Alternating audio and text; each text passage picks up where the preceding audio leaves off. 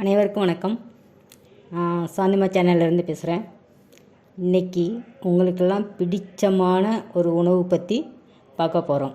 அது என்னென்னா பிரியாணி. இந்த பிரியாணியை நம்ம எல்லாருமே விரும்பி சாப்பிட்றோம். ஆனால் அதில் என்ன நன்மைகள் தீமைகள் இருக்குது அப்படின்றது யாருக்கும் தெரியாது. இப்போ அந்த பிரியாணியில் என்ன நன்மைகள், எவ்வளோ நன்மைகள் இருக்குது, எவ்வளோ தீமைகள் இருக்குது அப்படின்றத பற்றி தான் நம்ம பார்க்க போகிறோம். முகலாயர்களின் கண்டுபிடிப்பான இந்த பிரியாணி இப்போது நமக்கெல்லாம் ஒரு அடையாளமாகவே மாறிவிட்டது. பிரியாணினாலே எல்லாருக்கும் எச்சி ஊறும், உமிழ்நீர் சுரக்கும். ரொம்ப விருப்பமான ஒரு உணவுனா பிரியாணி தான். சண்டே வந்துட்டாலே எல்லாருக்கும் இன்றைக்கி என்ன மதிய உணவு அப்படின்னு கேட்டால் இன்றைக்கி பிரியாணி அப்படின்னு சொன்னாலே எல்லாருக்கும் பசி சீக்கிரமாகவே பசிக்க ஆரம்பிச்சிடும். அந்த மாதிரி ஒரு உணவுலேயே விருப்பமான உணவாக இந்த பிரியாணி இடம்பெற்றுள்ளது. இந்த பிரியாணி சாப்பிடும்போது சிலருக்கு வாயும் ஊறும், வயிறும் பெருசாயிரும். எவ்வளோ சாப்பிட்டாலும் சாப்பிட்டுக்கிட்டே இருப்பாங்க. இந்த வாரம் முழுவதுமே பிரியாணி கொடுத்தாலும் பிரியாணி பிரியர்கள் சாப்பிட்டுக்கிட்டே இருப்பாங்க. இந்த மாதிரி ஒரு பிரியமான பிரியாணியில் ஆரோக்கியமான நன்மைகள் இருந்தாலும் சில தீமைகளும் இருக்கத்தான் செய்கிறது. இப்போ பிரியாணியினுடைய நன்மை பற்றி ஃபஸ்ட்டு பார்ப்போம். பிரியாணியில் கிட்டத்தட்ட அனைத்து ஊட்டச்சத்துக்களுமே இருக்கிறது. அந்த பிரியாணியில் எல்லா விதமான இன்க்ரீடியன்ஸும் நம்ம சேர்க்குறோம். அப்படி சேர்க்கறதுனால தான் அதில் ஆரோக்கியமான நன்மைகள் இருக்குது. பிரியாணியில் கிட்டத்தட்ட அனைத்து ஊட்டச்சத்துக்களுமே இருக்கிறது. ஒரு பிளேட் பிரியாணியை எடுத்துக்கிட்டோம்னா அதில் புரோட்டீன்களும் கார்போஹைட்ரேட்டுகளும் மற்றும் சில உடலுக்கு நன்மை தரக்கூடிய கொழுப்புகளும் இதில் இருக்குது. இறைச்சியில் புரோட்டீன் இருக்குது, அரிசியில் கார்போஹைட்ரேட் இருக்குது, கொழுப்பில் எண்ணெய் மற்றும் நெய்யும் கிடைக்குது. இப்போ வெஜிடபிள் பிரியாணி எடுத்துக்கிட்டாலும் நம்ம காய்கறியில் பிரியாணி செஞ்சாலும் காய்கறியில் விட்டமின்கள் நிறையா இருக்குது. எந்த பிரியாணியாக இருந்தாலுமே சிக்கன் பிரியாணி எடுத்துக்கிட்டாலும் சரி, மட்டன் பிரியாணி எடுத்துக்கிட்டாலும் சரி, நம்ம வெஜிடபிள் பிரியாணி எடுத்துக்கிட்டாலும் சரி, எல்லா பிரியாணியுமே நமக்கு சத்துக்கள் நிறைந்ததாக தான் இருக்குது. இப்போ பிரியாணி உங்களுக்கு செரிமானத்தை அதிகரிக்கிறது. அதுக்கு காரணம் என்னென்னா அதில் நம்ம என்னென்ன சேர்க்குறோம் அப்படின்றத பற்றி பாருங்கள்.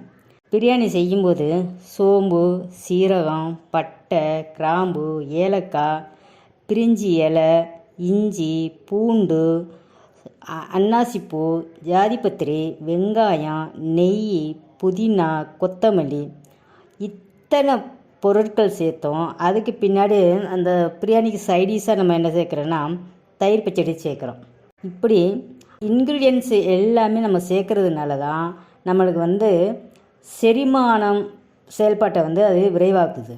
கல்லீரலில் இருந்து பித்தத்தை வெளியேற்றுது. குடல் வீக்கம் ஏற்படுறதை தடுக்குது. இஞ்சி வாயுவை வெளியேற்றுது.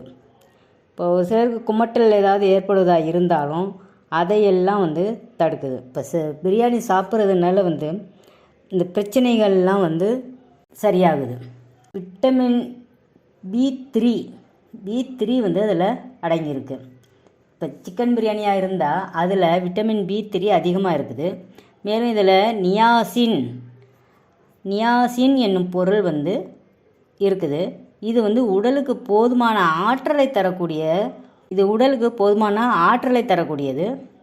கொழுப்புகளை கரைக்கும் நரம்பியல் கோளாறுகளான மன அழுத்தம், அல்சைமர், ஞாபக மறதி போன்ற குறைபாடுகளை இது சரி செய்கிறது. இது சிக்கன் பிரியாணியில் நியாசின் அப்படின்ற ஒரு பொருள் இருக்குது. அது இருக்கிறதுனால தான் இந்த கொழுப்புகளை கரைக்குது.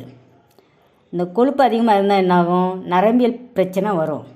நரம்பியல் பிரச்சனை வரும்போது என்னாகும்? மன அழுத்தம் ஏற்படும், அல்சைமர் ஏற்படும், ஞாபக மறதி வரும். அப்போ இது எல்லாத்தையுமே இந்த சிக்கன் பிரியாணி சரி செய்கிறது. அடுத்து சிக்கனில் செலேனியம் அப்படின்ற ஒரு ஊட்டச்சத்து இருக்குது. 100 கிராம் சிக்கனில் 27.6 கிராம் செலேனியம் உள்ளது. இந்த செலேனியம் வயதான தோற்றம் ஏற்படுவதை தடுக்குதான். ஒரு சிலருக்கு ரொம்ப யங்காக இருந்தாலுமே அவங்க முகத்தை பார்க்கும்போது வயதான தோற்றம் அந்த மாதிரி வயதான ஒரு தோற்றத்தை ஏற்படுவதை இது செலேனியம் தடுக்குது. சூப்பர் அற்புதமான ஒரு பணியை வந்து இந்த சிக்கன் பிரியாணி செய்யுது. திசுக்களினுடைய சிதைவை வந்து தடுக்குது. திசுக்களில் வந்து சிதைவு ஏற்பட்டாலும் அதையும் தடுக்குது. நோய் எதிர்ப்பு சக்தி அதிகரிக்கிறது. நோய் எதிர்ப்பு மண்டலத்தை வந்து அது பலப்படுத்துது. உறுப்புகளை பாதுகாக்குது. இப்போ பிரியாணியில் உள்ள அந்த மசாலா பொருட்களான பிரியாணி இலை, பட்டை, கிராம்பு, கல்பாசி, ஏலக்காய், இஞ்சி, பூண்டு, மஞ்சள், மிளகு, குங்குமப்பூ இது ஒவ்வொன்றும் தனித்தனி மருத்துவ குணங்கள் கொண்டது. இவை அனைத்துமே நம்ம உடலை ஆரோக்கியமாக வைத்திருக்கும். பூண்டு வந்து வாய்க்கோளாறை தடுக்குது. குங்குமப்பூ கல்லீரலை பாதுகாக்குது. இஞ்சி நச்சுத்தன்மையை குறைக்குது. பிரியாணியில் உள்ள மசாலா பொருட்களான வெங்காயம், இஞ்சி, பட்டை, கிராம்பு இவை அனைத்துமே வந்து புற்றுநோய்க்கு எதிரானது.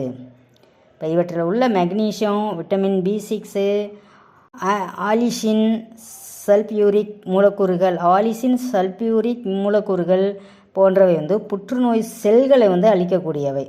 இதில் நம்ம வந்து இந்த இன்க்ரீடியன்ஸ்லாம் சேர்க்குறோம்ல, அப்போ சேர்க்கும்போது அதில் நமக்கு மெக்னீஷியம் கிடைக்குது, விட்டமின் B6 கிடைக்குது, ஆலிசின் சல்பியூரிக் மூலக்கூறு போன்றவை இந்த புற்றுநோயினுடைய செல்களை வந்து அழிக்குது. இஞ்சி வந்து ஹீமோதெரபியை காட்டிலும் புற்றுநோய்க்கு எதிராக சிறப்பாக செயல்படக்கூடியது.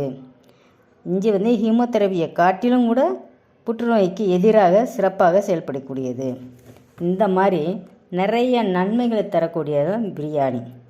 ஆனால் அதுலேயும் சில தீமைகள் இருக்குது. நம்ம வந்து எவ்வளவு உணவு எடுத்துக்கணுமோ அந்தளவுக்கு தான் பிரியாணி வந்து எடுத்துக்கணும். நிறையா எடுத்துகிட்டு நம்முடைய ஆரோக்கியத்தை நம்ம கெடுத்துக்கக்கூடாது.